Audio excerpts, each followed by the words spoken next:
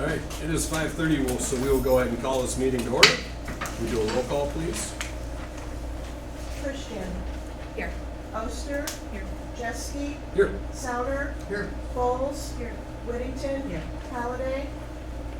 All right, if you would please join me in saying the Pledge of Allegiance. I pledge allegiance to the flag of the United States of America and to the republic for which it stands, one nation, under God, indivisible, with liberty and justice for all.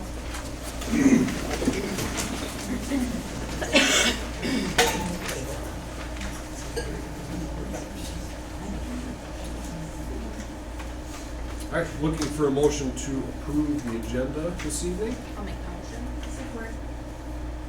Motion by Christian, supported by Whittington. Okay, all those in favor, aye, with your raised right hand, aye, sorry. Aye. Motion carries 6-0. Looking for a motion and support to approve the consent agenda as presented. I'll make that motion. I'll support. Okay, motion by Christian, supported by Oster. All those in favor with the raised right hand, aye. Aye. Motion carries 6-0. Brings us to item 4, student and staff recognition. All right, thank you. So during this homecoming week, I just want to give a huge shout out and a thank you to Miss Song and all of the high school and the middle school cheerleaders who participated, along with Ms. Shaw and Ms. Armstrong and all of our student senate students who spent nearly 5 hours here yesterday decorating the school for Homecoming Spirit Week. If you haven't been through the building that came down this way, it truly looks amazing. It always is nice to see that at the end of the day, so many of the streamers are still up. Our kids are excited about the spirit and kicking off the week. So we really had, with all of the combined groups there, probably more kids than normal. So many hands make light work. We kicked off Spirit Day today with PJ Day. I think tomorrow's Twins Day, and then we keep going from there. So hopefully we have a great homecoming week and a big win at the end of the year. So that is my recognition. All right, great. Thank you. All right, that brings us to item 5, public comments. We do have a stack of them tonight, so I'm going to read the little blurb here. Speakers are asked to express themselves in a civil manner with due respect for the dignity and privacy of others who may be affected by your comments. While it is not intent to stifle public comment, speakers should be aware that if your statements violate the rights of others under law of defamation or invasion of privacy, you may be held legally responsible. If you are unsure of the legal ramifications of what you are about to say, we urge you to consult first with your legal advisor. Each speaker will be limited to 3 minutes. Delegations of more than 5 persons wishing to speak on the same topic shall appoint 1 person to present their views to the board. Also, one other quick note too, maybe we could silence our phones too, because it can be distracting for speakers. So if the ringer's on, you don't have to, but.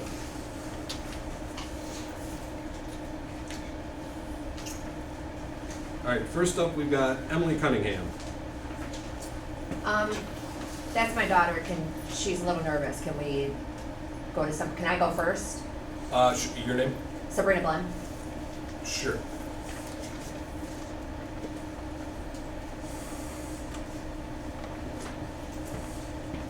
Just start whenever. I will start a timer for you. Hold up right here. All right, your 3 minutes starts now. All right, first I would like to address the email that Ben Williams, Superintendent of Holt Lake, sent out. I found this email to be misleading and also found its sole purpose to create confusion. You purposely threw parents to the wolves by omitting the truth. Because of your lies, I've had to endure personal attacks on myself and my business, and I was just advocating for the truth. I, for one, will never trust you with the safety of my children again. You, Ben Williams, said, and I quote, "In my time in the district, no one has ever recommended that the Board of Education vote to approve co-ed bathrooms or locker rooms, and I will not ever make that recommendation," end quote. If this were true, you would have been honest about the new interpretations and what those mean. Is it true that this new interpretation of Title IX changes what sex means? Sex is to now include gender identity. Furthermore, with this policy, it is stating that you cannot ban someone's participation in any activity based on sex. Why did you lie?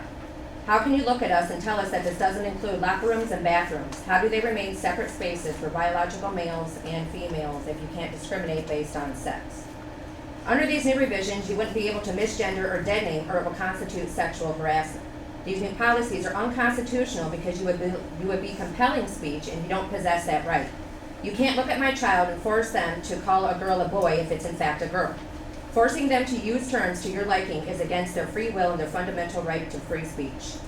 Also, under this new final rule, you wouldn't legally have to notify the parent that their child was conforming to a new gender identity. In fact, you would have to support them during their transition. It's quite disturbing that schools keep trying to sexualize our kids. All this did was add protections around grooming them. The Board of Education should be relying on science and facts. You're prioritizing feelings over biology. Biological males are males, biological females are females. Instead, you're so scared of the radical base, you're willing to forsake these kids. If you vote for this, everyone will know how you stand and that you were too weak to stand up for what's right. All I can say is if you vote to approve and adopt these policies, my children do not consent. My children will not be required to undress in front of a male for gym and will not be marked down for it. You're not going to hold grades above them and force them to undress in front of a male or putting their pants down in a restroom with them. You will provide private bathrooms for biological females or males that don't consent to being put into an uncomfortable setting. You can see why so many of us are upset. We want what's best for our children without the school overstepping their rights. These are our kids and we allow them to receive an education here, and we can take that away as fast as we gave it. It's not law that they have to attend this school. We have options that we can explore. I would advise you to be cautious on what you think you can push onto our kids, especially if you don't want to end up teaching to empty chairs in a classroom.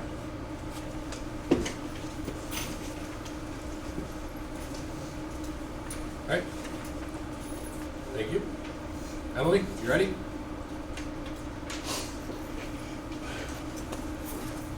Time starts now. My name is Emily. I'm a sophomore here at HLHS. I can see how the adults who are on the outside that aren't currently experiencing the situation of being a high school student can look at these new policies like they're not a big deal. In my own opinion, new revisions to Title IX that are asking girls like myself who have already been previously violated in the confines of a school building are one of the worst things you could ask me to do. Us students come to school to feel safe and to trust in the adults who work under the school to do their due diligence and make sure that safe space remains. I do not expect these adults to now tell me to relive what has already been done, to change, to openly change my clothes in the same open space as a male. My question is, do you not care at all how it makes young girls like me feel, biological girls? I've seen stuff like this happen on TV, but I've never imagined that the woke virus would reach my small community in northern Michigan. But I guess I was wrong. I ask you to do what's right and to trust the science that we have all been taught, and not to crumble under the pressure of the radical ideology. And I solely hope and can only pray that my school and my peers do not fail me and any other person who has been or will not be put into this situation. Thank you. Next up, James Garrett. 3 minutes, ready to go? According to Google, the state of Michigan does not have to enforce this transgender stuff. Now, if Google's wrong, that's fine. But I think if they're going to do this, and they, like the lady said over here, they should have separate bathrooms and dressing rooms for them, rather than put them in with other males or other females. I just don't think it's proper. Thank you. Next up, Casey Mellon. Okay, can you just come around maybe to the end over here so everybody can see you? And 3 minutes to start right now. Sex is more than just gender, and we all know that. However, in this situation, it is gender. We have males, we have females. They have 4 boys. My boys have been taught, you do not undress around a female, you do not make a female uncomfortable, and they have been put in a situation where they have to feel uncomfortable if this passes coming to school. That is not okay. That is not what we are here to teach our children. We have taught them morals, we have taught them respect, and we have taught them self-dignity. Under no circumstances is this a good idea for males or females alone. They come to school to feel safe. We are co-parents together. You have my children as much as I have my children. And I expect you to do the same as I would at home.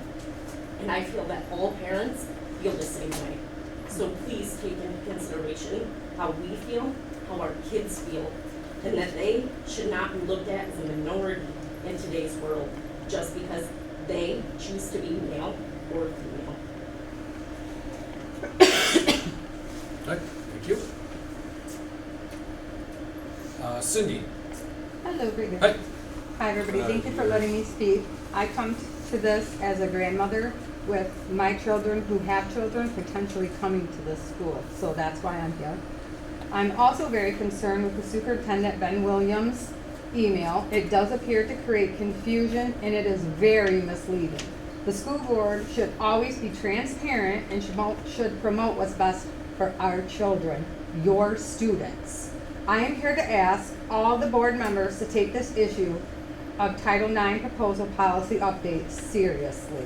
Do not make this heavy decision lightly. I hope that each one of you have given deep thought and went into deep prayer to make this decision.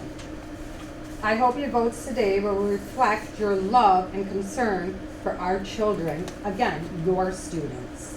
This vote should not be influenced by the government grant money. It should not be based on the superintendent's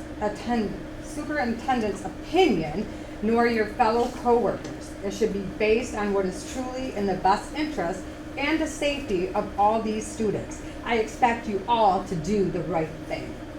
What is the disciplinary action plan to students that may not use the pronoun usage that the proposal wants them to use? If this proposal gets passed, will the school be mandated to allow transgender kids to use whatever bathroom or shower they think they identify as, not what sex they were biologically born? If this passes, will there be private restrooms and showers for these children? Will they be mandated to use them? It is my understanding from the research that I have done now for weeks that the school will not be allowed to make those children use those bathrooms because it will discriminate. We as parents and grandparents are the only ones that should have rights over our kids' sex/gender, not you and not the government. I remember taking showers here because I went to high school here. It was uncomfortable then, and I cannot imagine what it would be like for a boy or girl to have to go through that. I would not put my 15-year-old granddaughter through that. She would not come to this school, which I find unbelievable that you are even thinking of letting this pass. Have you board members thought about the mental stress on students if this passes? This proposal needs to be voted down, or at the very least, you need to table it until every parent that has a child here is informed of the truth about it and how it will affect our kids' education at this school.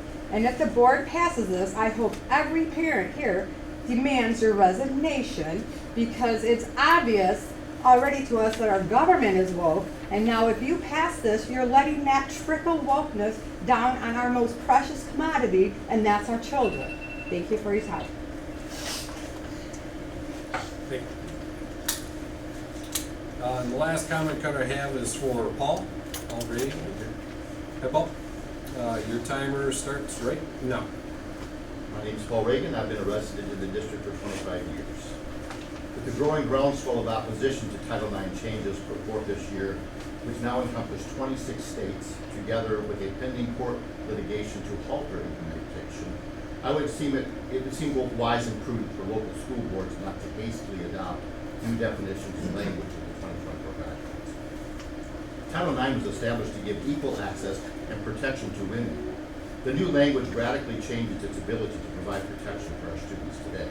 Those that originally wrote the Title XIX guidelines in 1972 did not have to use terms like biological women or biological men, because these concepts were rooted in a millennia of human history that recognized the reality of only two genders. Is it wisdom now to force the very girls and women that Title IX was designed to protect to subject themselves, their safety and privacy, and share bathroom and locker room space with biological males? Will adopting these policies be progress in educational administration, or will it bring more administrative headaches and confusion?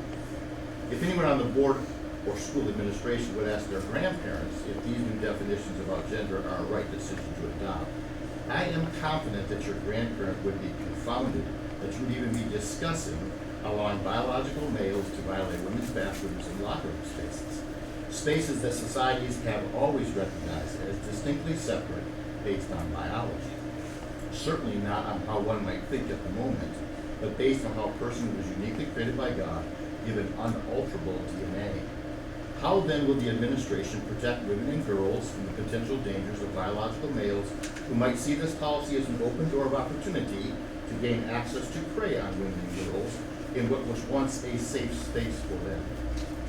If it would be illegal and prosecutable offense to place a camera in these spaces, how can it be allowable to place a biological male in these places where women and girls have always had a guaranteed right to privacy and safety?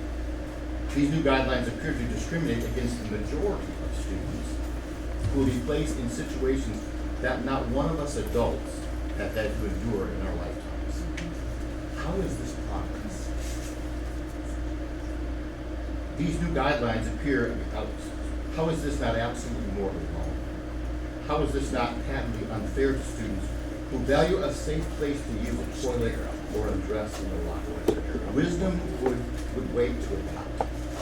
Allow the parents and the courts the time to evaluate this Trojan horse politically proposed to advance a minority agenda upon unwilling students and families in our community. Please vote no to adopt. Thank you, Paul. That's all I had for comment cards. Is anybody else's last call for public comment? I know we had a couple late joiners. Going once, twice. Okay, your name? Okay, before you go, Brian, can you fill out a comment card so we have your information there? It's over here.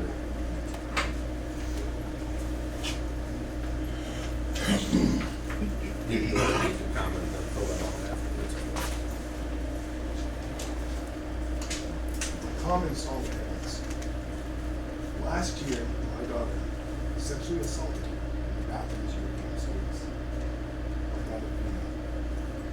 What makes you think you're going to keep our daughters safe when you can't even keep them safe from other females from male schools? How dare you even attempt to have this proposal in place? All I gotta say is elections are coming up November. I guarantee all of us will vote against you. If any of you get this in place. Okay, thank you. All right, anybody else? Okay, we're moving on. Move on to reports. First up is superintendent report. Thank you, Mr. President.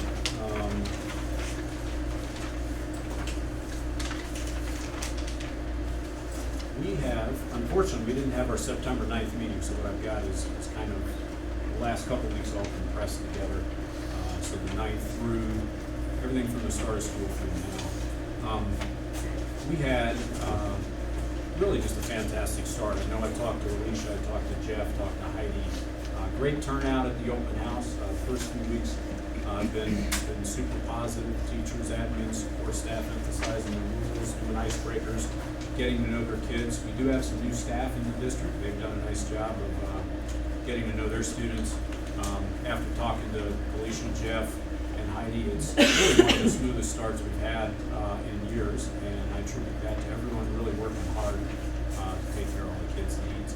Capping off that first week, we had a great crowd at our varsity volleyball win and then a big football win over Pine River. So just a real good way to keep that momentum going.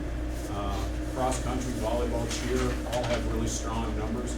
Everybody's doing great in athletics. Our school of choice window just closed about a week ago.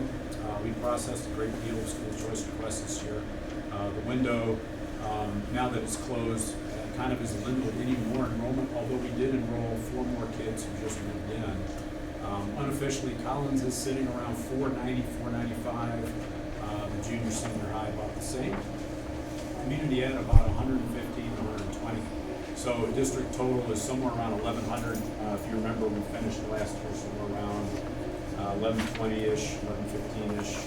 I'd have to double check. But again, we are still enrolling students, and count day is coming up. So as of the deadline last Friday, 83 individuals on staff here and board members, I want to thank you all for your participation, filled out the facilities needs survey. This was sent to 137 folks, and this is the first step about kind of gathering that input from staff and the board about, what really are those next step needs, for improving our school campuses, buildings and outside. We recently spent the last part of our $5.6 million of ESSER funds to take care of those initial updates, and that was, some of the more notable things like the new parking lot in front of Collins, things like the gymnasium renovation, new weight room, new rubberized walking track, all of that. But the next wave of improvements will either need to be funded with a combination of capital projects or maybe a future sinking fund or bond initiative. Once we have the data kind of analyzed on that survey, I'll be sharing that out at the next meeting. And then we'll look for opportunities to get community input, student input, as we continue to gather that info about what everyone wants to see done next. In the first few weeks, I was able to pop into business in classes, and one I was able to spend. I happened to see Officer Zrebsky. He did a nice job of going class to class, so thank you for donating your time while you're here to really help hone in and focus on safety. He did a nice job of working with our elementary teachers, sharing school safety tips, discussing safety drills, and so forth. We have a professional development day. Next one is coming up November 1st. I'm working with Sean Petrie from Core ISD, plan an ISD-wide day for teacher assistants. All of the teachers will be up at Grayling that day for all 6 ISD member districts, but the teacher assistant group from our district, but also from Grayling and elsewhere, will be here. And so we're hopefully going to have about 80 to 85 teacher assistants here that will have PD for. And then finally, for everyone that took time out tonight to come, I appreciate it. Some of you have called me. I had an opportunity to talk on the phone, but not all. I think I had 4 phone calls this last couple of weeks. And, I think showing up to express your concerns is paramount. It matters, but it also is an important door opener for a good dialogue. And hopefully I'll be able to kind of share some information that'll give you some more background about how we run the district, about how Principal Goodwin runs this building, about how Principal Thompson runs Collins, and about the expectations I have as a superintendent of how they're going to run those buildings, how Heidi runs community ed. I'll remind the board of what I said during my first comments on this when we did the first reading back in August. I said that our review and adoption timeline is behind, it's slowed down. We're intentionally slowed down because I was waiting and watching state and federal courts if they were going to issue a stay or an injunction. Ultimately though, the issue of the meaning of the definition of sex being reinterpreted to include gender identity really is a federal and state issue that Houghton Lake and all other school districts in Michigan, and frankly throughout the country, are working with to find ways to both have a policy that guides a district in how we do the work we do on a daily basis to protect students from student-to-student issues, staff-to-student issues, or also staff-to-staff conduct, because the Title IX policy really addresses all 3 of those. And the challenge is, how do you navigate a federal law that has parts that you don't like? And I'm going to give you a good example. You do it with common sense leadership. Okay? I have full faith in Principal Thompson, I have full faith in Principal Goodwin, full faith in Principal Palatka, their assistant principals, frankly all of our staff, and for the staff who've had an opportunity to be here tonight, I appreciate that. But I think you know that we're here for all kids. We care about our kids, and we're going to do a nice job of working to protect them. One of the things, Paul, I think you were one of the last speakers you talked about, there's been a stay issued for 26 of the 50 states, you're correct. And I monitor lots of things, lots of updates over the summer. This is one of them. There was a Moms for Liberty list circulated. The first deadline for schools or for community members or parents to put a school on that objection list was July 26th. There was only a very few Michigan schools on the list at that time. In a moment, Board, I'm going to pass this out to you so you're looking at information before you have an important vote to make. Then that list was updated again, July 31st. It was updated again. So it's been updated 3 times. The 4th update, the August 28th update, placed Hope Lake Junior Senior High on this. So that was the first time this building's on the list. Collins is not, Community Ed is not. Now, to have a school on that list, really what it means is there was at least one parent, at least one community member who took the time to make sure they inserted that name of that school and connected it with the district on the objection list. And that's the right way to do it. So for those folks that took that time to do that, you've exercised your input while this temporary stay is being reviewed. It might last another 2 weeks. It might last all the way through the election. We're all just going to have to watch and wait and see when and if there's any changes there. But in day-to-day terms of running a school, that stay, or whether or not the name of Hope Lake Community or Community Ed or Hope Lake, let's say Collins Elementary or Hope Lake Junior Senior High, whether or not that school is on the list doesn't matter that much for the way we operate the school, because we operate it with common sense leadership. You might be sitting there, because I know you've heard some comments, and you're thinking, well, how can you do that? Because if the law very clearly says, and the language of the policy says, you cannot discriminate. I'm going to give you an example. So part of our job is to make discerning judgments every single day. Okay? We have a lot of laws to follow, a lot of laws to enforce.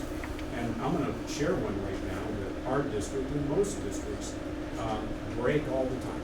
And I'm going to break it at the end of this month. So under the law, I'm breaking the law. This is, I think, a salient point. Under the law, we have 30 days to ensure all students are immunized. If you're not immunized, the district is supposed to expel the student on the 31st day. Been in education 28 years. I've never done it. Why have I never done it? It's because it's not the right thing to do. Okay? The right thing to do is for our administrators and our counselors and our office staff who know these children to make that phone call home and say, hey, we noticed that little Johnny or little Sally, we don't have these immunization records up there. Unfortunately, we have a law that says our hands are tied here. We're supposed to remove your son or daughter from school. We don't want to do that. We want to work with you. So let's work together. Let's figure out, is there a barrier to this? Oh, you just moved here, you don't have a doctor yet? No problem. We have a school-based health plan. Let's help you make that appointment. Or you live way out in Merritt, your car's broken down, no problem. You have gas cards, we'll get you a gas card. Or maybe, and this happens, I know you've gotten this, I know Alicia, you've gotten this. Hey, listen, I don't want to get those vaccines for my kid. I heard someone tonight mention that here. No problem at all. There's a mechanism for that too. It's called a waiver. So we help guide parents to get to the health department to pick up that waiver to say, hey, all right, I don't want to get the immunizations to keep my kid in school, but we need to comply, and the waiver allows that family to comply. And so we work with those folks for days, for weeks. We work with them all the way through October. Now we're 30 days beyond the end of that deadline by which we should expel that child. We still haven't expelled that child. Now we're in the November. Okay, but as we continue to work and we continue to build those relationships, and oftentimes it's with new families who maybe don't know us or don't know Principal Goen or don't know Principal Thompson or Principal Plaka, we have to build that connection, build that relationship so they understand that we care about their child and that every kid's different, right? And every situation is different. We need to make sure we're taking care of all those families who have those concerns.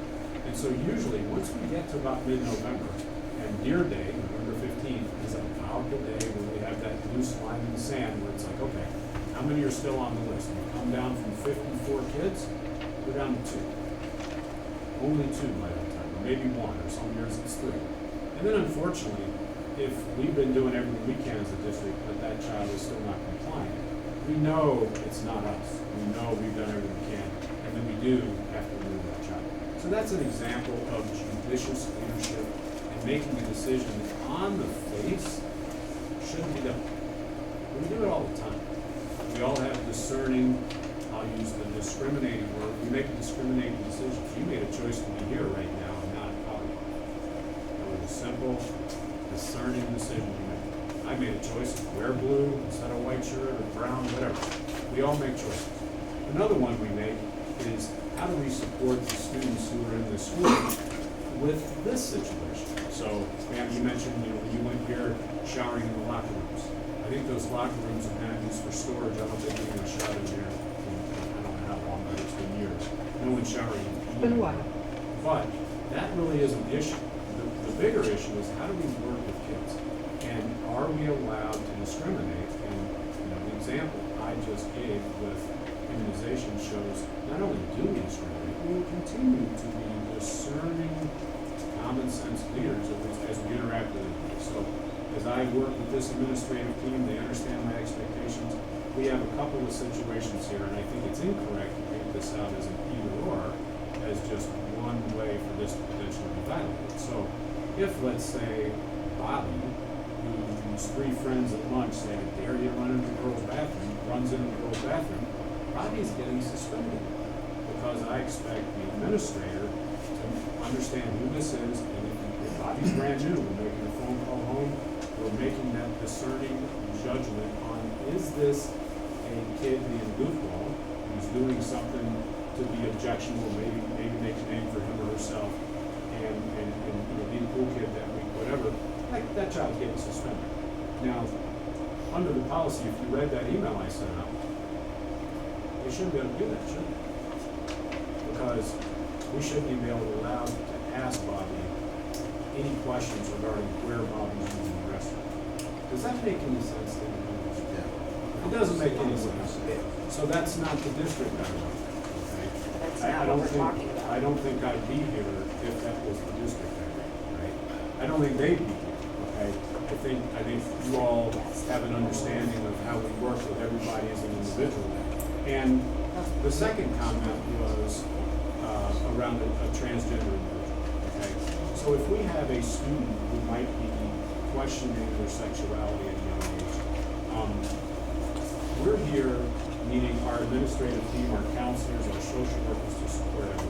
Now, does that mean, that we're going to support them blindly, or are we going to get to know them on a case-by-case basis? Are we going to do what's best for that child? And I can tell you right now, no child wants to be a mother. No child wants to be in a tough position where they're bullied or getting mistreated. Mr. Dior, I know you and I had a good talk today about that very issue. And we had that same talk 3 years ago. And so the kids who might have some unknowns in their life, they have already established that relationship that I'm talking about with our administrators, with our counselors, our social workers, and they're using the restroom, the guidance bathroom, or in the teacher's lounge, the single-use bathroom. Okay, we don't have an issue where we have kids creating that dynamic or an unsafe environment. If anyone is doing anything unsafe in the bathroom, they're getting suspended. We have a police officer here, they're getting charged with criminal sexual conduct.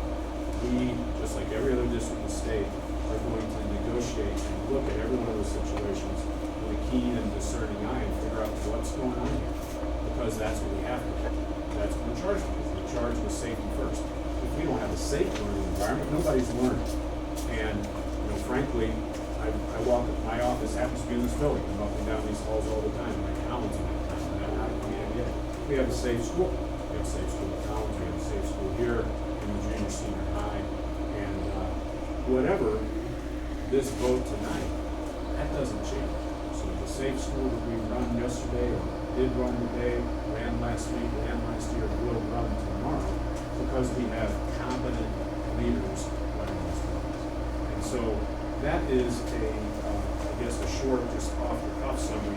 But now, more specifically to the board, now that I've talked about the immunization example, I want to share a couple of these documents from the law firm, and then while you're looking at that, I'll explain a little bit. You can read it yourself the guidance you're getting here from your attorney. By the way, it's the same guidance that is given throughout the state, every district, to make sure districts are protecting their staff, their students, and everyone else.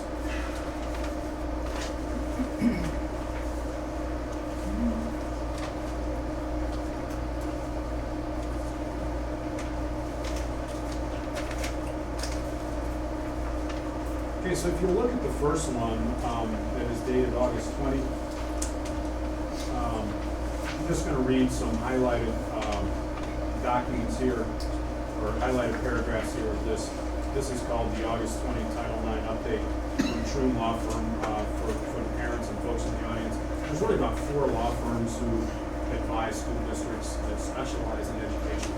Troon Law Firm is probably one of the biggest. That's the district that Open Lake has used for years. There's Miller Canfield, there's Busk Albertson, there's a couple other big ones, but Troon Law is probably the biggest. And they put out legal updates all the time, especially when there's important federal updates or state law updates. So they have, on this topic, as you can imagine, been putting out updates as well. So one of the first bits to read here, after you get past the first page, is what to do, with the status of this, as Paul talked about, some of this changes in litigation with this, 26 states creating a temporary ban as this gets litigated in court, which I think is smart to get things clarified. But also, what to do if you're a Michigan district, either with no schools on the monster list, some schools, or all schools. So the first thing I've highlighted here, what does the Supreme Court's decision mean for Michigan schools? And the first 2 words are not much. The rest of that paragraph is, for Michigan schools that are not on the monster list, Title IX regs went into effect August 1. Your school must comply with the new regulations. Your district must adopt a policy that's consistent with the 24 regs and ensure handbooks and non-discrimination notices are updated before the year begins. You must also ensure all staff are adequately trained. So the Title IX training for staff needs to be in place. Level of training depends on each person's role. Next question, what if schools in my district are on the list?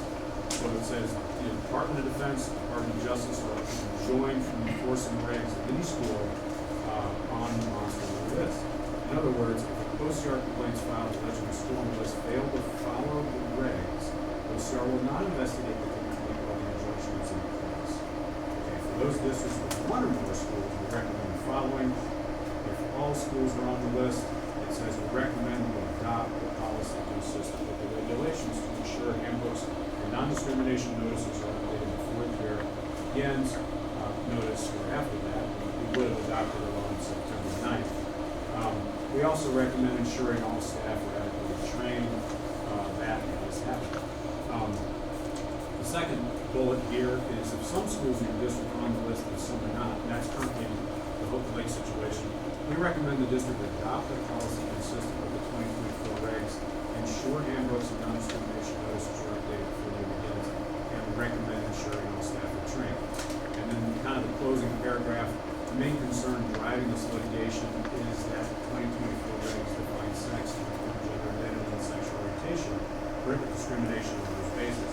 In Michigan, however, and this is probably the biggest point for Hope Lake, but also by every single district in the state of Michigan, including all those around us, have adopted this policy, is that while this is currently being litigated in federal court, the current Elliott Larson Civil Rights Act that was amended this summer in Michigan court is in effect. And the Elliott Larson Civil Rights Act also expressly prohibits discrimination based on gender identity and sexual orientation. And the outcomes of these pending lawsuits therefore may not have a significant impact on Michigan schools as in other states. So the counsel from your board attorney group to you as a board is adopt a policy much like you have an insurance plan. So all of a sudden you drive a car, hopefully you have car insurance. You own a home, you have homeowner's insurance. You have business, you have insurance. You might have a rider for the EEOC coming in and making an employment claim against your business. If you don't, and you're sued, unfortunately, it's your personal pocketbook that potentially pays out if there is settlement. Now, in the case for Hope Lake schools and all districts in the state, we have insurance company. So if the district were to be sued, the insurance company asks a couple of key questions. Number one, do you have a current policy? That's the question they ask first. Number two, did you follow it? Number three, did you take supportive measures? Did you approach this in guidance with your administrative regs, with your handbook? Did you work with the family? Did you work with student support? All these things. So they go down the list and try and support the district in the process of a lawsuit. All districts, unfortunately, at times get sued. But if you have a situation that arises, it's an unfortunate situation we're talking about. You don't have a policy, which, by the way, goes way beyond just that paragraph in the 40 pages that talks about transgenderism. What you're doing is you're leaving the district unprotected against the staff claim. So let's say we have 2 staff members and there's a sexual harassment charge there. Without a policy, you don't have a mechanism by which the district manages that in court, and you've left yourself exposed. Okay? The staff to student issue, the same way, this policy talks about.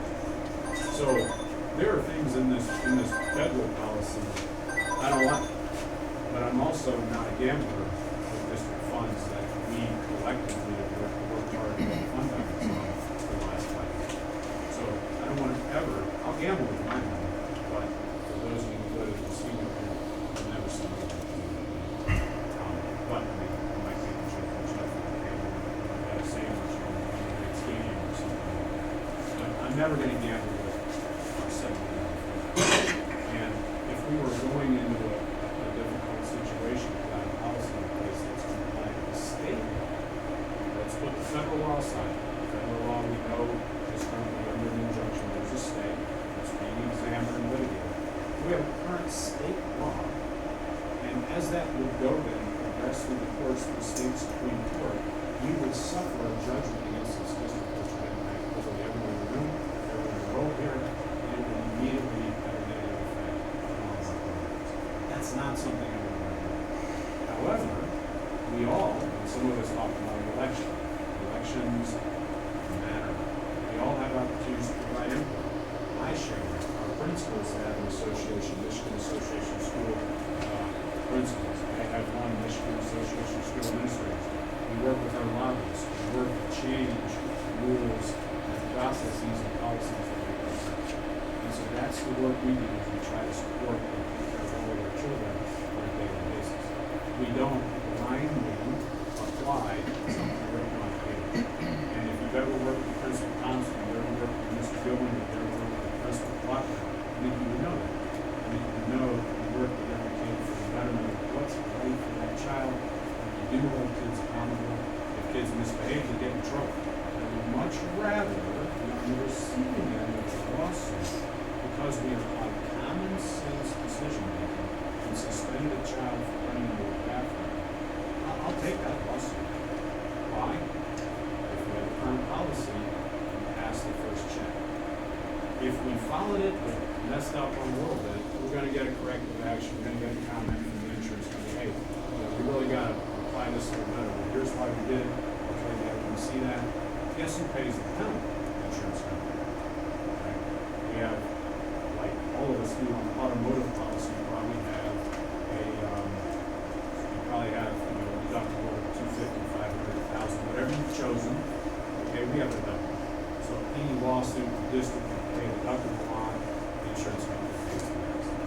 If we had a staff on staff sexual assault, or God forbid worse, staff on student sexual assault, and no policy to defend that, the district writes the check. And that's my worry. So my worry is I provide the best media guidance to this board, is we have to look at this, not just in one piece, but we have to examine every side of this.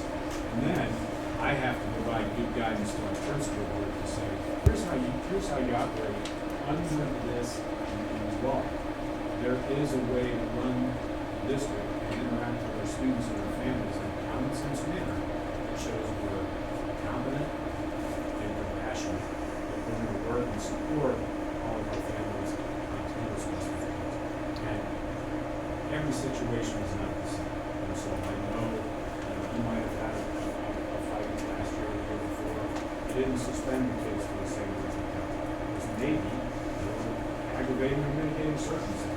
Maybe there were things that came up that, maybe it was the third offense. So obviously you're going to give a heck of a consequence for a kid who has a third offense, fight instead of a first offense, pushing someone on the bus stop. I have full faith in these administrators to do the good work. If they have questions, my door is open, and I have asked them to continue to apply their common sense leadership for every situation, including all the ones you guys just said. Now, if you want to put that under the microscope and say, is that going to be potentially a conflict in a few of these situations? It might be. Guess what? We've got a current policy in place. We're going to have an insurance company that works with us. We're going to continue the process through each one of these and get better as we go. All the while keeping the number one goal in mind, which is student safety and protecting all the kids. Because I know, you want a safe building, you want a safe building. There's probably lead one principal like that is safe. So we just spent some time looking through the first document. The second document just is more for a timeline. The July 30, this is more of just kind of an overview. They talked about that July 26th initial list that was submitted. But if you jump down to that bottom paragraph on page 1, it says, importantly, regardless of whether you have schools on the list, again, clients are reminded of their obligation to respond promptly and appropriately to any sex-based discrimination, including sex-based harassment that occurs in school. While the Department of Ed may not be able to enforce compliance with the federal regs, schools that are deliberately indifferent to sex discrimination may face liability. And that's basically a short way of saying, for those who know me, I can run on and on at the mouth at times, but that's a short way of saying what I said with some of these anecdotes, where you have to investigate, you have to take this seriously, and I have charged our principal group with doing just that. So if you then flip over, the rest you can look at, it's not that important for what we're talking about here, other than to show you the timeline. On the list, on the back page, the first group was filed September 15th. There were less than 10 schools on the Michigan list.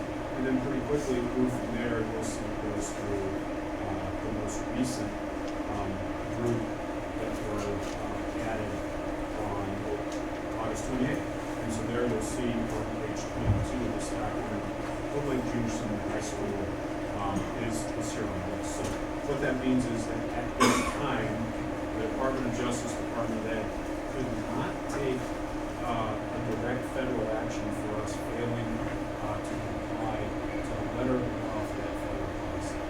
Notice I said federal. However, as we just talked about, the Elliott Larson Civil Rights Act of 2024, which was also amended this summer, is in effect. Who's sitting down in Lansing in the Supreme Court that's going to rule on this? Michigan Supreme Court justices. I believe I know how they would look. I know which way they lean. For me to recommend this district go it alone and not have a policy that covers all of these circumstances that we follow. What the board does with the recommendation is the board's my job is to bring that recommendation. Because I have to take care of running the district. The principals have to take care of running the schools. And I've got to provide that feedback. But I also wanted to take some time and appreciate the board. This is a longer update than normal. I appreciate the board listening, because I want the board just to know, and if we have kids in the district, that not every situation is the same. And I've said it probably 20 times already, so another time, I have full faith that our principals understand that, and that they can make those judgments directly each and every time as they're working with kids, and as they're working with you, because they're talking to you about the circumstance and finding out from you what you said, who this is, they're getting into that story so they can make a good decision.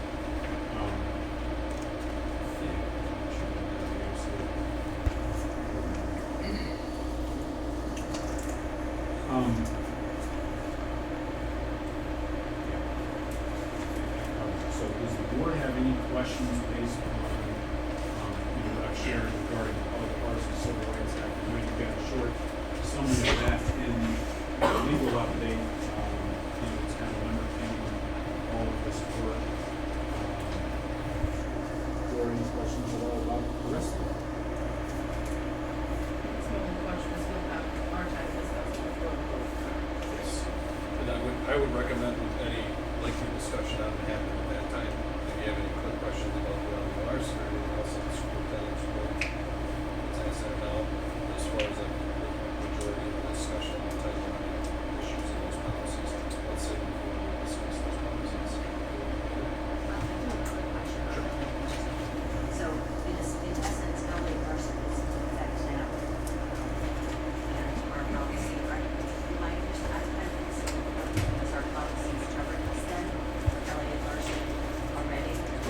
So, We have Aye. policies that address that in place as we speak. yeah, we have bullying policies, harassment policies. This one is more specific to discrimination and or sexual harassment. So it's going to look at staff to staff, staff to student, student, staff, all types of sexual assault, sexual harassment, but also discrimination. That could go into employment, that could go into discharge claim. So their policy is quite broad. The Elliott Larson Civil Rights Act is the same thing at the state level. So the fact that currently for Jeff's work here at junior senior high, the federal stay is in place. The state law is in effect. The state law was adopted this summer. It's not been challenged. There is no injunction. There is no list to get on against the state law. That list that was developed is, I believe, out of the state circuit from another state, and many states have added to it, but that's the federal side. And unfortunately, we've got two essentially same laws here, one's federal, one's state. One has potential federal oversight, one has potential federal funding implications for non-compliance penalties or programs. The other has state. So if you think about, well, how could a state issue arise? It would be the Office of Civil Rights. So the Office of Civil Rights has a regional office in Toledo, not far away. It'd be here in 4.5 hours. And we don't want to risk our destination for creating a discriminatory in the first place or discriminatory. Ben, can I ask you a question, or is it too late? It's too late, sorry. Okay. This is the time where we're gonna do business, public comments for. Well, I didn't have my comment until he brought something out about the little boy in the bathroom. He can, you got this checked if you wanna get back with him, or you want him to get back to you after the meeting. If I could ask him, I'd like to know how you guys plan on disciplining. There's a little box on the. I thing. checked it. He can touch base with you later. I'll get, we'll return contact. Our time factor is 3 minutes. How long is Yeah, Mr. Williams' time that's factor? really not Again. fair. I will have order in here. We're doing business now. You had time for public comment. Finance reports. You love it, right?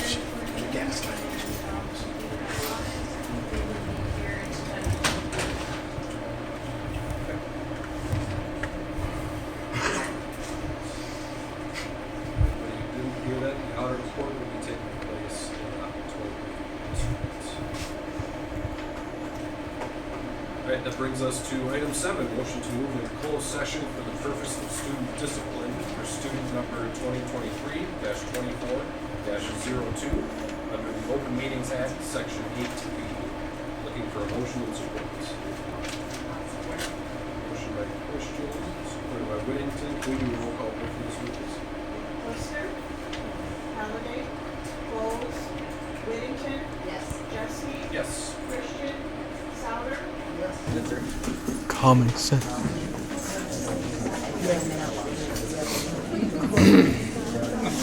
Be careful you're not right in front of the camera. Oh, I didn't know that. I didn't know that was a functional camera. All You want everybody we are watching the back of your head? session at 6:35 p.m. Up next on the agenda are action items. Action item A. Brian, number 8, please. Oh, wait. Oh, sorry. Just kidding. Item 8. Need a motion and a support to approve the closed session minutes as reviewed in closed session. I'll make that motion. I'll support. Motion by Whittington, supported by Christian. We do a roll call vote, please. Christian, Yes. Souter, Yes. Jesse, Yes. Oster, Yes. Halliday, Bowles, Whittington, Yes. All right, motion carries 6-0. Thank you, Kim. All right, now that brings us to 9, action items.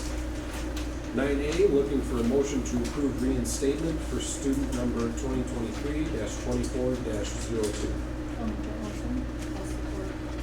Motion by Oster, supported by Christian. We do roll call vote. Bowles, Halliday, Jeske, Yes. Whittington, Yes. Oster, Yes. Christian, Souter, Yes. Motion carries 6-0. All right, action item B, second reading, motion to adopt policies 2264 and 2266. Need a motion and a support, and then we'll move to discussion. I'll make that motion. Support. Motion by Whittington, is that support by Christian? Discussion. I would like to start. Sure. I have a speech written just so I can keep my thoughts together. At our last board meeting, during our discussion on the first reading of policy 2264, I suggested that we, quote, kick the can down the road while we wait for the Title IX final rule to work its way to the courts. I still hold to this position, but since it is on our agenda tonight, I have some things to say about the updates. As a board, we typically look to our superintendent to provide transparent information about the issues on which we are expected to vote. At the time of our first reading, there were many details that should have been shared but were instead left out. Many of the details that he explained tonight.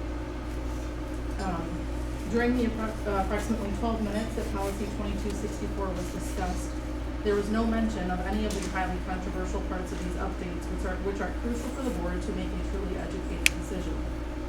The largest national concern, which has led to the court injunction in the majority of states and for multiple individuals and organizations, is the Department of Education's redefining of sexual discrimination to include discrimination based on gender identity. I agree that it is every board member's responsibility to show up to our meetings fully informed on our agenda items as is stated in our code of conduct and operating procedures. Being fully informed often requires looking at more than just our agenda packet that is provided by the district. If we are only showing up at meetings to blindly accept every recommendation on our agenda, then what exactly is the purpose of the board? I have spent many hours researching and reading material over the past few weeks on this new Title IX final rule and the court decisions involving the implementing, enacting, and enforcing of the updates by the Department of Education. There are currently injunctions, as Mr. Williams mentioned, against the updated Title IX by 5 U.S. district courts covering 26 states, at least one individual student, members of Young Americans for Freedom, as well as Female Athletes United, and also students of the members of Moms for Liberty. You mentioned also, Mr. Williams, that the junior-senior high is currently covered under that injunction, and that is correct. I expect to see at the next update that both Collins and the alternative ed will be covered as well. These injunctions were unanimously upheld by the U.S. Supreme Court on August 16th in response to the appeal by the Department of Education and Secretary of Education Miguel Cardona. When I ran for the Holton Lake School Board, I emphasized my commitment to 3 things: accountability, excellence in education, and parents' rights. As school board members, we all owe these things to our community. I believe every parent is entitled to know what is really going on with this policy. I am a board member, but I am also a parent of multiple children attending one of our schools. During our board orientation, it was mentioned that parents in the district do not give up their rights as a parent while serving on the board. As a fellow parent, I reached out to a handful of other parents to share a fact sheet about the Title IX updates. Because of this, I was threatened to be censured by the board if I shared anything else that didn't come directly from the district. I opted to comply and keep as quiet as I could until this meeting. It is imperative that we all understand that this policy, if adopted, will absolutely permit a biological male who identifies as a female to use restrooms and locker rooms that have been traditionally designated for use by biological females. Of course, the reverse is also true. In addition, anyone who retaliates against this could then be accused of discrimination and subject to discipline and also possible litigation. When a parent in our community shared this accurate information on social media to ensure more families were aware, the district sent out an email that was intended to, quote, clarify some recent board policy work. What that email did was exactly the opposite. Apart from wrongly accusing this parent of spreading misinformation, the email created further confusion by strategically using the terms boys and girls according to the new Title IX view. In that world of new definitions, a biological boy who claims to be a girl is simply a girl. And there would be no co-ed bathrooms or locker rooms. When I say I have spent hours, I am not speaking figuratively. This binder that I have with me tonight is full of 3 court rulings for a total of 67 pages. including the upheld injunction by the U.S. Supreme Court, 5 Title IX fact sheets from a wide variety of both liberal and conservative sources, as well as our proposed 2264 policy. I have read all of them thoroughly, parts of them multiple times, and all of the documents agree that the Title IX final rule will allow all of these things I have mentioned. Thankfully, our district is currently covered under the injunction, as we have parents of students attending our schools who are Moms for Liberty members.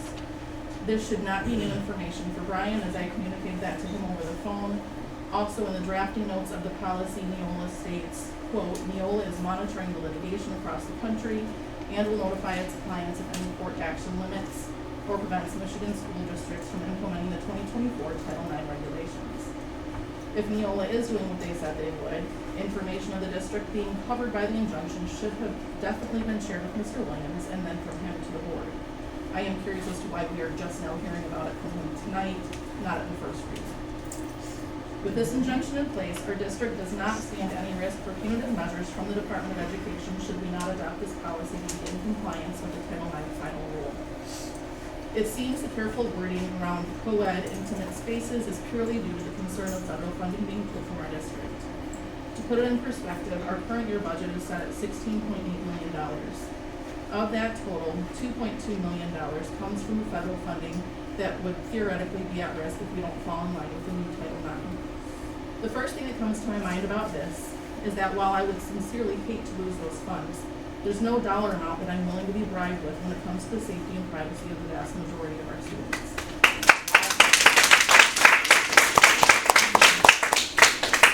The good news is that we aren't currently at risk of losing any of that funding anyway because of the court injunction. In conclusion, I believe that claiming to be transparent and actually being transparent are unfortunately not the same thing. As a board, we are sure to be faced with difficult decisions, and we need to have all the information, as messy as it may be, to make the best decisions for the students and families in our district. Additionally, as the minors in our care are not in fact our own children, we owe it to their parents to be completely honest with them and not play word games in an attempt to avoid hard conversations. Thank you, Jennifer. Thank you. Thank you. I do, just because of the comments from Mr. Williams before, I know our administrators, some of them more than others or for longer than others, and I get what you're saying. We can trust them to not enforce these policies, okay? But it's a big ask. You're saying let's pass the policy with the understanding that they're not obligated to enforce it. That's a big ask of the community. Say, well, we'll go ahead and pass it, but we won't actually enforce it. I know, if I can say names, Jeff's probably more than Alicia and Heidi. And I do believe that he wouldn't like these things to happen, okay? And I can't speak for him, right? But the reality is if we pass these policies, what if we change administrators and somebody else decides that they do want to have that policy? And you're asking the community to just trust that though we pass this policy, we're gonna, just exercise common sense and not actually follow the policy. Also as mentioned, as far as the legal standing, the first question they're gonna ask is, do you have a policy? And we say yes. Well, then they say, did you follow it? And then we say no. So where does that stand any differently than if we didn't have a policy in the first place? As far as showers and locker rooms, that was mentioned as well. I don't know anything about the girls' locker rooms. I have all boys. But I do know that those showers are used, so I'm not sure. I know some of them were fixed recently, fairly recently. So showering is also an issue. I think that was it. I do want other board members to please share your thoughts on this, because I think that we need to have real discussion, not just there, we heard the superintendent, we heard the people, and let's vote. Sure, I would like to let Ben, do you have anything you want to address? Yeah, I think you're right about Neola, except in this case, they didn't have a chance to provide you this update. If you look back at first reading, it was August 12th. Bolton Lake wasn't added till August 28th. So there isn't an opportunity for me or Neola to share anything since the last board meeting was canceled. But wouldn't that be something you would communicate to the board as soon as they let you know? But they didn't.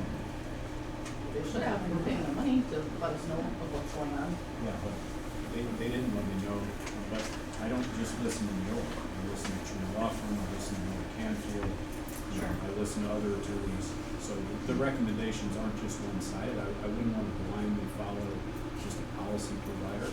They have their attorneys, sure, but the board has chosen a different law firm, True. They've got to do it. So there's Les Galvez and Neil Canfield. So I want to get information from everybody.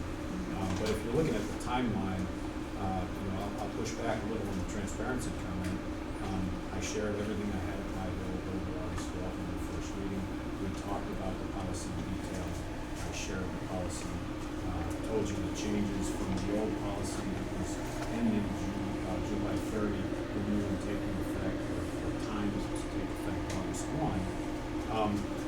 With all due respect, though, you didn't share all of these. You talked about many of the updates. Sure. But the difference in the definition of sex, you absolutely did not. That was not discussed. That was the controversial part of these updates, and that was not discussed. There's about 12 minutes of video, and that's not on. So, under first reading, I'm definitely not, and I take direction from the board. If you want me to read every policy, every line, every line. But that is not, that's not what I'm saying, Mr. Williams, at all. I'm saying you were telling us that you were going to get us apprised of what was in this policy, and you covered that we're gonna have different Title IX coordinators, that it depends on when this complaint was filed, whether it was before August 1st or after August 1st. You covered a lot of things, but never was it discussed that there was anything controversial or that this was tied up in courts. I brought that up and recommended that we kick the can down the road while they sorted out in courts where it belongs. And you said no. So, you're right. Yep, I did say no, because why would I go to this legal advice and expose the district to potential financial problems? Why would we expose children to this? Yes. That's the most important. Yes. All right, okay. I think, you know, I'll happily take a critique, Jen, from you, but what you're saying is you're making a critique about the administrators and the No, I'm talking about why would we adopt a policy that we don't intend to follow? So, as I've just stated, you have 4 key points to this policy. There's staff to staff, staff to student, student to staff, student to student. There's a portion of the student to student that is in question. You have 20 pages of policy that speak to the timelines, who the investigators are, and all the other things you can do in order to comply. That all matters. That Right, all we have matters. 20 pages of policy that purports to fully implement over 1,500 pages of Title IX. And if we're incorporating all of that, why are we adopting a policy saying, well, we're gonna go ahead and adopt it, but we don't actually intend, we're gonna use common sense to not actually enforce this. I don't think that's a fair ask of the community or of this board. So, the pieces, you're saying, to make sure I understand, the pieces of the policy that are separate from the one concern that raised, we should also expose the district to this for as No, well. we have policy 2266 that we could just change the date on and extend it through. Yeah. We can adjust our policies to reflect that. The problem is now you're going outside of the legal guidance of the policy that's not expired. And so, you know, It's expired. I'm not a policy writing expert, that's why we have a firm that does that.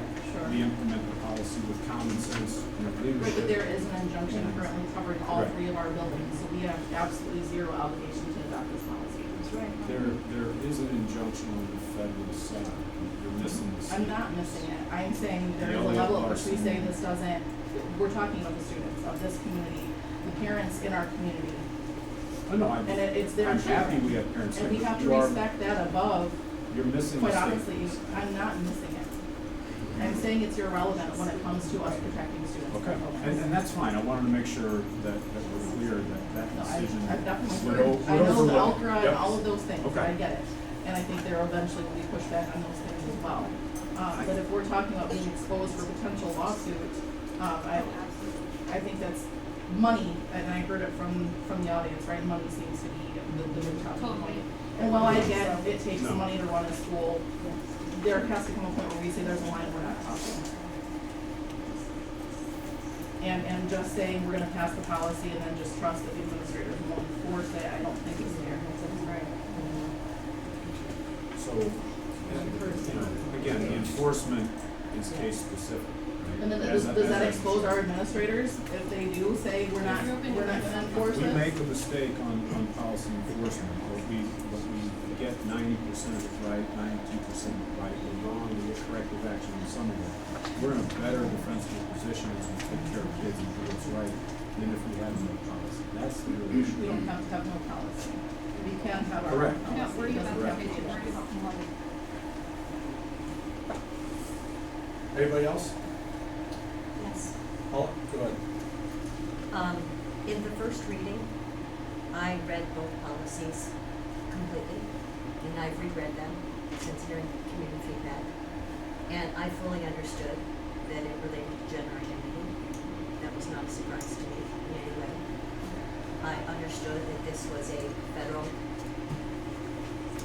I'm not sure if is it law? Is that the right word? It's a federal, it's part of. It's been around since the 1970s. It's part of federal law. I know about Title IX, but this is a new expansion of Title IX. I understood that. I also know as a board member that it's my job, one of my jobs is to be fiduciary for the school system, which is to protect the dollars for all so that we can continue to provide education. And if I'm being advised by legal counsel that if we do not have a policy, that we are exposing the district to financial exposure, it's my job as a fiduciary to follow what is legally advised by your attorneys. Having said that, I have full faith in our administrators. I have watched them make heartbreaking and tough decisions regarding student accountability and student discipline.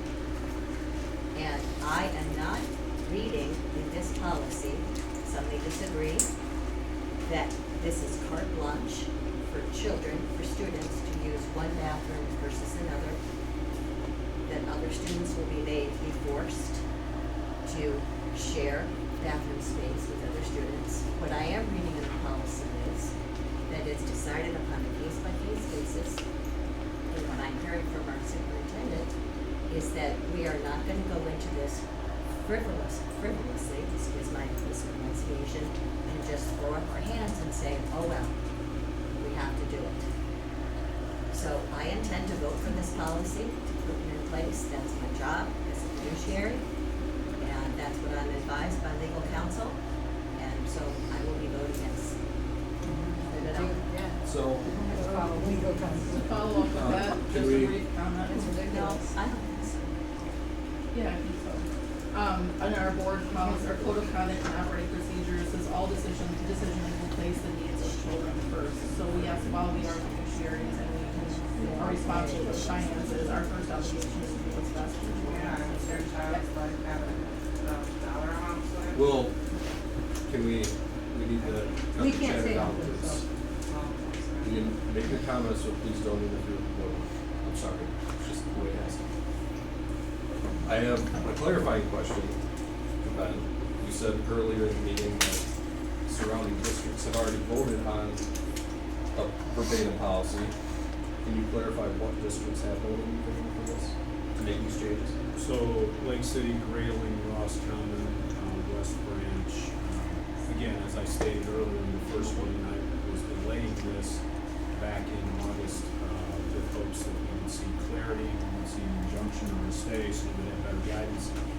That didn't come, and so this was scheduled for us to be adopted September 9th. So, yeah, this work has concluded. This policy is in force.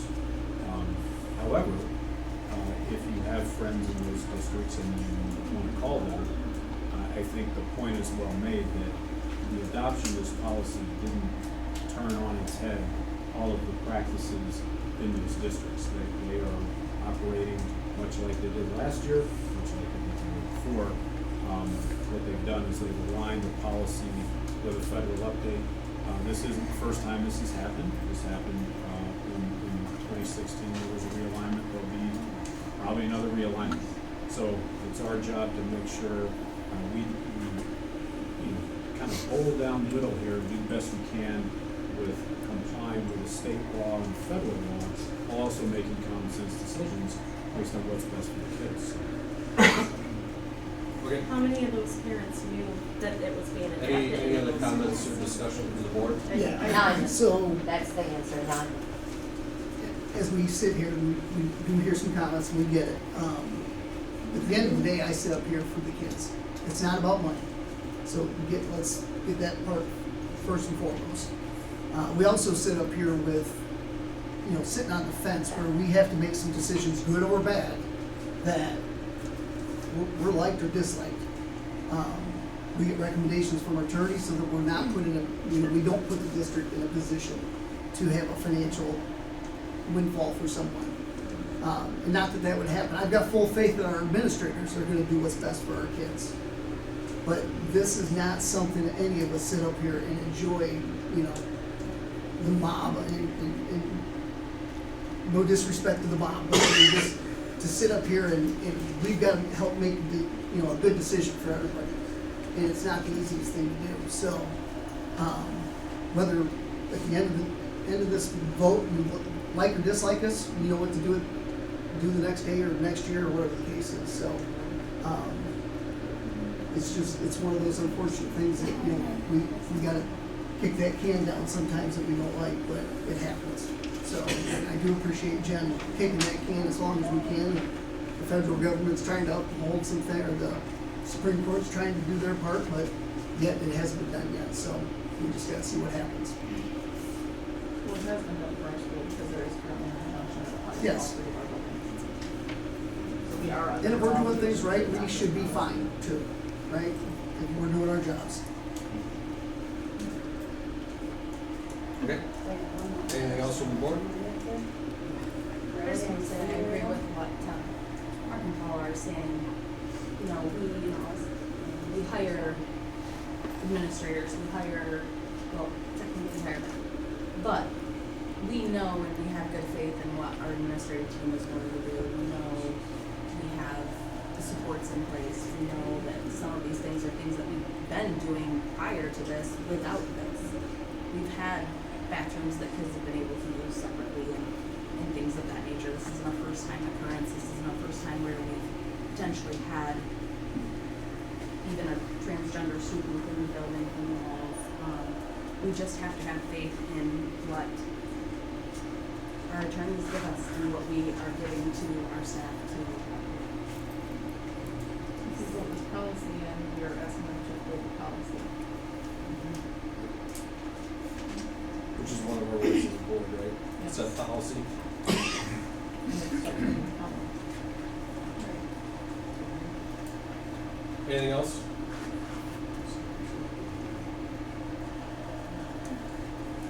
Going once. We voted on this policy separately all the time. They're on for action items for together. So, for the board. As it's written, and as the motion and its support. Hearing no further comment from the board, can you do a roll call vote, please? Jesse, Yes. Christian, Yes. Souter, No. Whittington, Yes. Bowles, Halliday, Oster. No. Motion carries 4-2.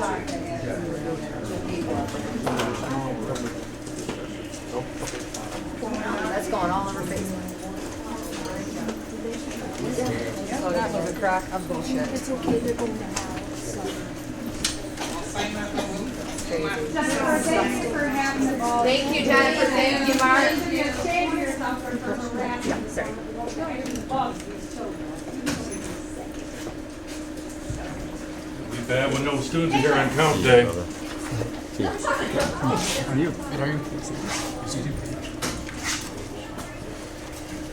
Two out of 6 had common sense. Continuing on to action item C, looking for a motion and a support to approve Amazon quote for new rugs and mats for Collins and the junior senior high school in the amount of $10,321.95. General. I'll make that motion. I'll support it. Any discussion on this one? All right, can we do a roll call vote, please? Christian, Yes. Souter, Yes. Jeffy, Yes. Whittington, Yes. Bowles, Oster, Yes. Halliday. All right, motion carries 6-0. I'd like to request an agenda. I'm on it. Uh, They I look like sharp. the looking last. Yeah. I like him getting Oh, back yeah. to that. No, they definitely look better for sure. Yeah. All right, looks like we're all back to the table. We're back in session at 7:07. All right, this brings us into our scheduled board retreat discussion items that we voted on as a board. Those 5 items that we look to discuss tonight are in this order. We want to go A, B, C, D, E. Consent agenda content and size. Holton Lake Community Schools strategic plan updates. Holton Lake Community Schools building amenities for desk updates, furniture, signs, things like that. Capital improvement seeking funds priorities, which is a fund that we established last year, and looking ahead with a budget mindset. So this is going to be kind of, I'll try and facilitate. I'm not Scott Morrell, but just kind of facilitate discussion amongst the board because this is what we wanted to do. We wanted to talk about some of these things and what it should or could look like going forward. So I'll go ahead and open the floor up. Would anybody like to start discussion on the consent agenda content and size? I guess my question is, what's the issue? Yeah, I was just gonna ask the same thing. Because I don't think I know.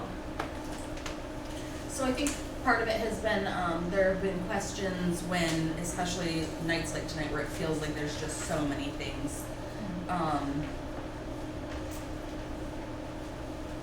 Contract time, Yeah, things like that. and like having to pull certain items and this, that, and the other from within them.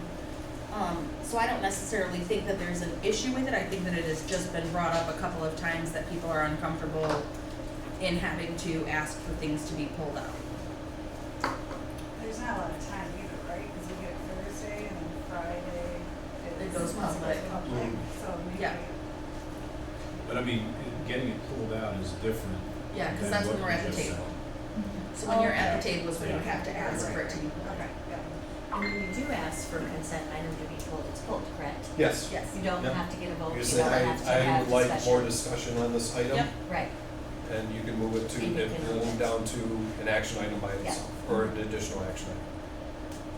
Which, and that can be done, it's my understanding, can be done by anybody on the board, yeah. so, It's automatic. yep, What if No they're, vote. when they're that large, could there just be a question asked, like, yeah. if anyone needs something, so it's. Instead of That's feeling like a easy. race, like you gotta get it out before the agenda's approved. So, and some of that's on me for leading the meetings too, if we need to pump the brakes a little bit when we're moving through these things quick. I mean, the consent agenda and things like that at the beginning are typically kind of clerical moves anyway for some of this stuff, and it tends to move pretty quick, it always has. But we can slow it down with it too, and I can ask for discussion on anything, if that's what the board wants. When I pulled one item off the consent agenda the last 2 meetings ago. So that one you changed closed session spot. And I recommended that we take the rec hire that we had at that time and move it on. And that's why there was no That's vote on fine. that. Okay, now, It was just- it was just- I'm on the same page now. So anytime you make a change on the order of the items, that would take motion, support, and vote of the board, the sitting board that night. Yes. So if there's 5 people, we read it. Read it. Okay, no, I was, Yep. yep, I'm with you. Is there any questions to what we typically see on the consent agenda?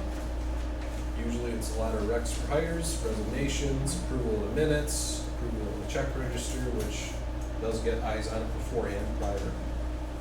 It does get, I work with Ben and Kim to set the agenda weekly on Wednesday night or afternoon, and then if I give them the okay, they send it up to you on Thursday. That's typically the order of operations for what happens with the agenda before it goes on. We haven't had one of these in a while, fortunately. thank you for staying. Alicia, thank you for staying. Jeff. But the administrators are really the exception. So when we think about why are these recs to hire bundled the way they are, you know, it's really for everybody other than an administrative or you know, like if they're hiring a finance director. It's really for someone other than central office or leadership positions. MASB recommends the consent agenda for efficiency, you know, so you're not having to have an individual vote on 9 or 12, however many, you know, it slows the process. And since you can pull one or pull two if you need to, and it doesn't need a second, it doesn't need a vote, their recommendation is you bundle them just like we're bundling them. But they also recommend for 12-month employees for let's say we're hiring a new finance director, a new principal, that would always be a standalone action. So that's just the background for what MASB recommends. Does anybody else have any other questions on that one? I think that covers a lot of the big questions that we had with it. Was if I don't want something just going on the consent agenda, when I talk a little bit more about it more, you can just say, before we approve it and vote on it, just say, hey, I want to pull item J. Okay, done. Item J on consent agenda is now item whatever under action items. Then we can have motion, support, discussion, just like anything else. I typically think it'd be polite to let the board chair know. I mean, I think you know before the meeting if you want to pull something. So maybe out of courtesy, let Brian and Ben know. That's fine. But if something materializes the day of too, and Yeah. you don't, you all have lives and things going on, so if you forget or don't have time to do it or something like that too, that's not really, I don't know that that's a backbreaking thing, right? Because it is such a, then we can have that discussion. So we're still addressing it. Okay, if everybody's all good on that one, we'll move to, So confirming there'll be no changes. no changes. We'll move down to B, the HLCS strategic plan updates. This is also one of our duties as a board, is updating and maintaining the strategic plan for the district. So has everybody seen our strategic plan? Yes. I made a copy, so there's a 20-some page, the big document, I only made one of these because these are on the website, but then I made everybody a copy of the 3-page summary, which does a pretty good job of condensing the 20-some page big one. As you look at this, you'll see it expires at the end of 24. That doesn't mean you have to hurry, get something done by January of 25. But now is the time, as you think about what were some of the goals and belief statements, what were some of your central tenets, your mission, vision, what were those things in 2019? Are they still there? Like, are there things you feel like, wow, we can remove this, we've hit a home run on this, let's look at the next, the next piece. So I just wanted to provide this for you so you could kind of have a more informed discussion. No, you can't. This because is one that was that's who, because it yeah. stays who I'm. That's what I thought too. Wait a second. Yeah, that's who built it. So when we inevitably I make thought- updates to it, then Yeah, I we'll- thought it was something that was like a living piece for us. That piece.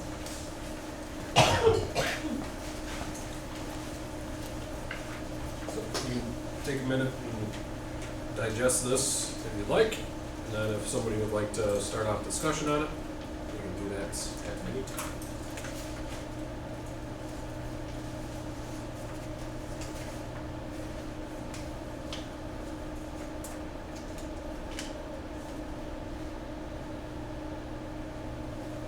I believe we hired MASD to do this with us the last time.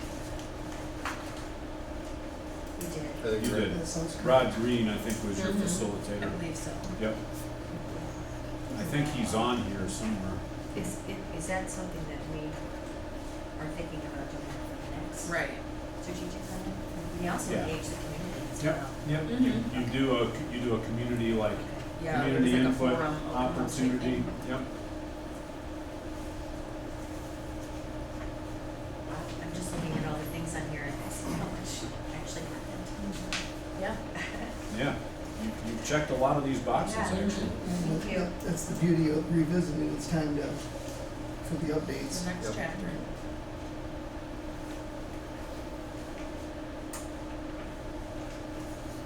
So could this be something that we work directly with MASP on? I know it runs out at the end of '24, but we almost, I think every year since I've been on the board, we've done a retreat in January. Yeah.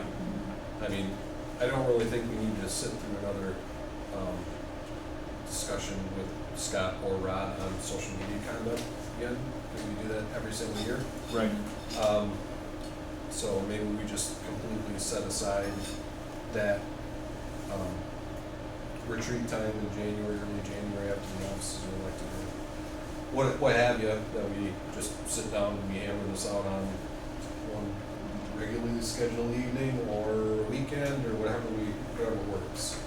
I would suggest, I like that idea, because everyone would be here, and maybe that, if you, wanna look at it individually and check things off that have been done individually, or use that time in a facilitated way to talk about, okay, we've nailed this one, we wanna pivot to this.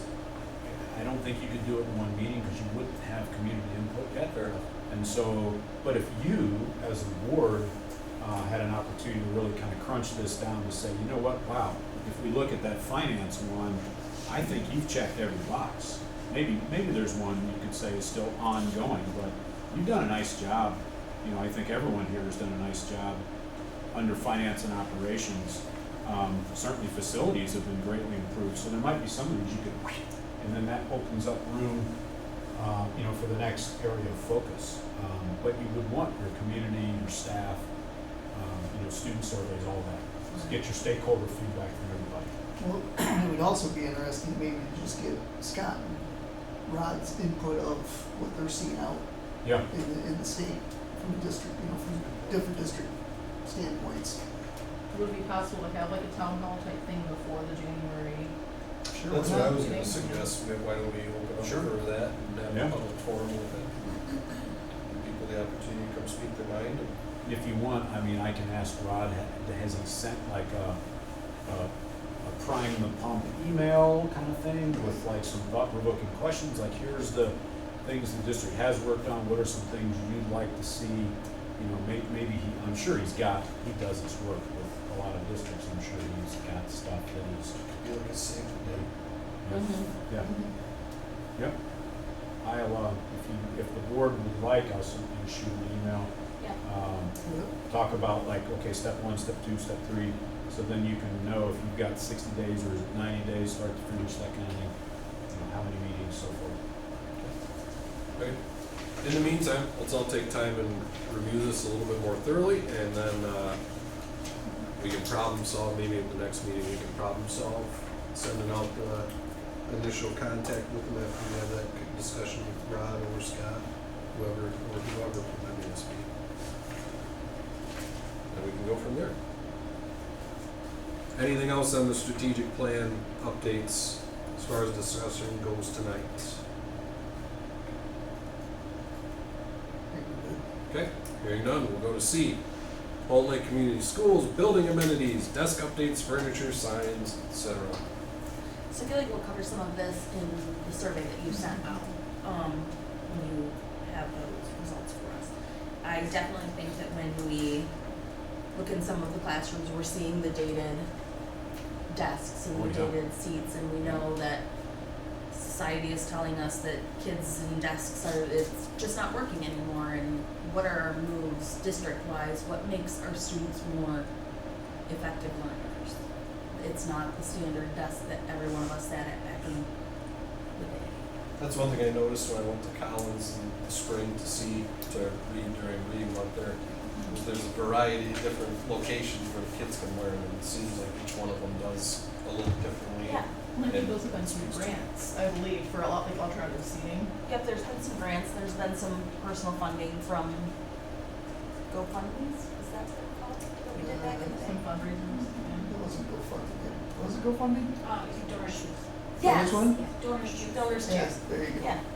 And so, how do we as a board facilitate financially helping so that we're not just expecting the staff to figure out what the next step is? Well, Those would be my. I'm gonna guess, from a quick look at the 83 survey results, and don't have it all crunched yet, because we just shut it down Friday. This is one of the top areas that staff, we're talking about, I'm sure board gave feedback as well. But Brian, you're right, some of the classrooms at Collins have been quite nicely updated. I know the amount of items that were coming in, central office was like a depot this summer. We were getting so many box deliveries from FedEx and stuff. Just, it was unbelievable how much, flexible seating and alternate learning space stuff that was coming in. A lot of money was spent, a lot of grant money. So, good work on behalf of, Alicia and her leadership team. I don't think, some of that translates to the junior, senior high, not all of it. The Weeble Wobble chair for the 12th grader may not be as important, but it certainly has its classrooms where it would work well. So there's a lot of research around social emotional learning and wellness, and you see kids with fidget spinners, or some kids just need to move, in order to keep their focus, and so I think you'll find that that's high on the list, and this is one of the things I think that we've saved money for. So, I will say, the changes that have been made, with especially Collins and floor in there, and it's nice seeing the new sign out there, and the things that have gone on in this building too. When we walked to closed session or something like that, or taking bathroom break routine in the meetings, and the entire ceiling's ripped out because they're replacing it. I think there's been a lot, and I think it's going to be, it'd be interesting to see what the survey says, and I have a sneaking suspicion it's probably going to be very, very honed in on things in the classroom. So, well, and what I saw was, and I apologize, Alicia, I didn't help all your teachers. I stopped in to assist my wife. And what I saw going down the hallway, quite honestly, we should have had this conversation a year ago, because all that stuff that they moved out of every classroom should have gone right to the garbage. And I'm talking the desks, shelf, and not just the kids' stuff, the teacher stuff, the stuff they store stuff in. It's all garbage at this point. She's sitting at a desk that I'm sure one of our former principals from 1970 is sitting at. Probably. It's time for it to go. It's time to give our staff some of that love too. Of let's show them a new look. Not only just the kids, but our staff members. And again, if I'd had my choice, I'd have been walking garbage right out to the dumpster and watch it go out. But that's where I think I had sent an email to you guys saying it was time for us to start looking at, if we're gonna update all this other stuff, let's update our classrooms. And it's gonna cost some money. But looking at our current fund balance, that's like a nice position to be in. Absolutely. We have the money to be able to do it. Well, and again, going back to the donor's choice, that was a nice option to, because I think it was up to about $1,000, 500 in donations, and they matched 500. And I did that with a number of the, of the teachers. So I thought that was a great way to get, and it got other parents involved too, if they so chose to donate. Take kind of ownership. Right. So that from a board perspective, would be reviewing the information and the surveys, and then working with Superintendent Williams to set those priorities, and then approve the purchases or whatever else we're seeing is actually when the time comes. So like I said, we'll see what the surveys come back with. I think we have discussed some of these improvements at updates with Ben and things like that too, what the goal setting is and things like that. So I think we've been pretty clear with this one. So on this also, this is kind of off the cuff, but signs. Leaving the high school parking lot is one way, and maybe I'm the only one that gets totally annoyed, but people that come from other schools don't know, especially if they park in the student parking lot, because there's not signs there. The sign that's over by the front parking lot up here is very, very faded. Maybe some better signage to show people that it's supposed to be one way. I would agree, it's one of my biggest. If you're It drives me visiting- absolutely insane. Jeff agrees. Okay, good. Let's do this. You see There's the- nothing worse than going to pull in and there's like 6 cars waiting to pull out. Okay, so personally, I'm in a Suburban now, but when I was in my 12 passenger van, there wasn't room a lot of times, and I'm like, You're not come making on. that turn. No. So, No. I mean, if we're talking signs, those would be fairly expensive, No, but no. getting some of that updated, Yeah. I would appreciate. It does happen, the visitors might see the one-way Mm-hmm. sign when they pull in, but by the time 3 hours later they get out of the basketball, they forgot it.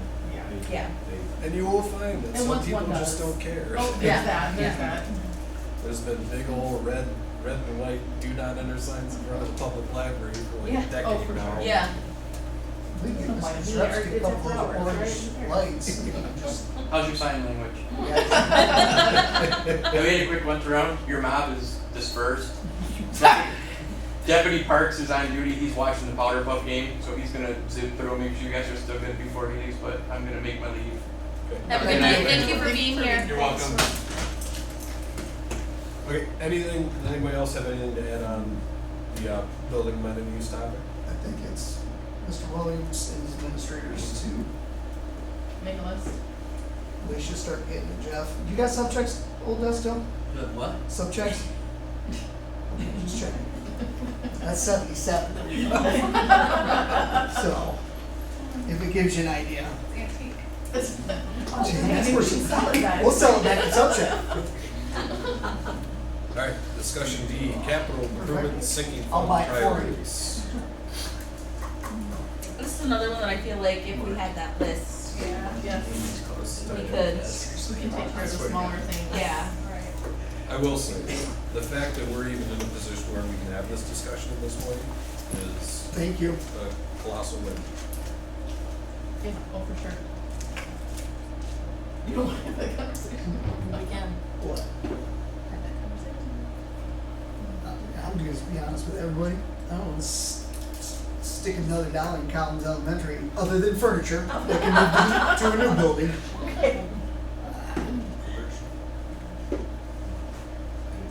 actually, I didn't shoot on something. I know it's I'm gonna not take a just a dollar. Let's take a short recess. All right. The community loves and how do we take care of it? Mark doesn't love one. I think she deserves new. We all deserve new, but costs and building materials, we need us alive right now. So we take care of it and love what we have.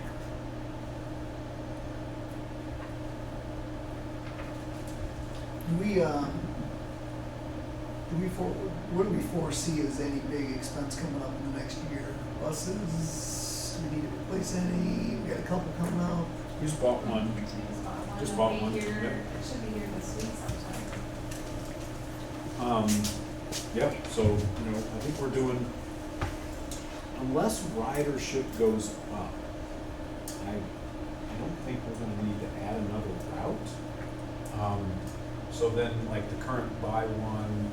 As I said, we gotta sit ahead of the here. curve. Yeah, just to, you don't wanna buy too many at once, cause then they age out. But I think right now we're doing okay. We have like 5 or 6 spares sitting out there with the ones that are running every day. And so we've got, and that's, we've already sold a couple of used ones. So like, we used to have like 9 spares. You don't need that. I mean, they're mothballed and eventually they're not worth anything. So it's better to monetize them. So, yeah, I think if I look ahead to big needs, at some point, roof for this building is about 7 years out. If you do nothing, there is a roof maintenance plan we're looking at where they can liquid seal coat it. That adds some time. Those wooden light poles around the stadium are gonna need to be addressed. We're grandfathered into the rules that allow you to have, like right now, you have 2 on the home side, 4 on the away side, and none of them are in the right place. And so the field lighting is imperfect, yes, weird is a good way to say it. You've got a dark corner in the end zone, you've got a dark, like 30-yard line spot. MHSAA says you need 4 poles. Their regs are basically 2 on one side, 2 on the other at the 20s. And then, you've got a wide view and it's flooding the whole thing. Should you rip those out just to comply with the MHSAA? No. That would be a waste of money. But one of them's already been topped and it's shorter because it broke off and we had to readjust the lights. Those wood poles are original, and at some point, that's probably to put in all new aluminum poles and new LED lights. I think I priced that on the survey around $300, $350. That's coming, but it doesn't have to happen this year. We could probably wait 3, 4 more years. But it's one bad windstorm or one bad crack and fall away, and now it's an uproar. So, at some point, I think we do it before we've got one laying across the track, and now we've got to react to it. But that's probably, I would say, within the next year or 3. Just. So you need to squirrel some for the next 2 years. Yeah, yeah. And so that's something to think about. Leanna and I are really hoping, and I don't want to hold Leanna to this, but we were just roughly talking, like, how much are we going to bring to the board to park in the capital projects? We're hoping it's close to another, somewhere between 400 and 500,000. I feel like he's really afraid to commit to that number this time. Well, I gave it $100,000. Sounds like 600 to me. 100,000 swings pretty good, I think. No, but honestly, if we can end up with 900-ish, or maybe a little more in there, now that's a chunk of money where when you look at that survey and you start thinking about what can that money do, that money's going to get a lot of things done. That money, if we think about 400,000 or 350,000 to do furniture needs district-wide, now if you only had 500, now you're running thin. But if you've got 950, something like that going in, you can really pull the trigger on some big-ticket items. So. How much for the roof coating, out of curiosity? What was the rough number? I have to get back with George on that. I think it's a first-time application, and they come out like every other year to retreat, so it's kind of like your maintenance plan. So that 7-year gets us. Yeah. And if, someone could say this guarantees you 10 to 12, might be worth it. Might be worth it. I was with that. Yeah. Because I know we spent nearly $500,000 on all the roof work over there at Collins, front parking lot. Eventually, this front parking lot and all our sidewalks need to be done, for sure. But, yeah. So I think as far as mindset goes, I think what I appreciate so far with the work that's been done is it's been very conservative and very mindful of where we've been at prior and how we can stay far away from that point again. Far away from that deficit. For sure. So I think not selling the farm right away to make all these improvements, as big as a hit as I think that would be with the community and things like that too. I think staggering big projects and looking at the needs and doing the surveys and things like that, that's all good moves. Yeah, I think we're on the right track as far as that goes too. So it's going to be interesting to see, again, I said it earlier, just the thought that we're able to put squirrel money away for capital improvement things is, that would have been a foreign thing to would have been on the radar a couple of years ago. Right. So it's all good things, but it's all good things that we can continue to move in a positive direction too. So. Anybody else have any input on that one? Okay, that does it for discussion for tonight. We got board calendar, a couple dates there, upcoming student events, homecoming.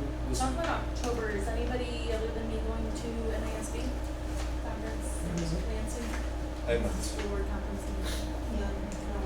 Just me. All right. Okay. Party all by I don't know myself. why nobody else is going.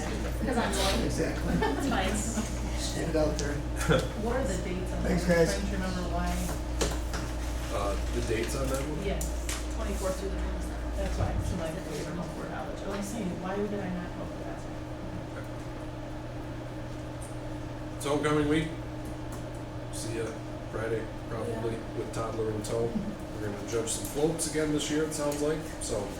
Do we know Looking where forward. we're supposed to be, is it the same as last year? I think Or is it we from start somewhere with else? watching the parade, Okay. and then we come into the parking lot. But it almost sounded like she was gonna judge before the parade. That did kind of sound, we did do that one year. The first year I did it, we met at the boat launch to do it. Yeah, And I'll then- be at the boat launch anyway, dropping off kids, Okay. whatever we need to She do. did say something like an hour before. Maybe I'll just reach out for clarification, I'll just send an email. Yeah, that'd be good. Okay, Just then so I we can know do where it, to just be have at. her say, You hey, can I do had it. some questions You about, can I'll do do it, it, yeah. I'll do it, that's fine, I don't have a Can problem with that. you tell her I will judge?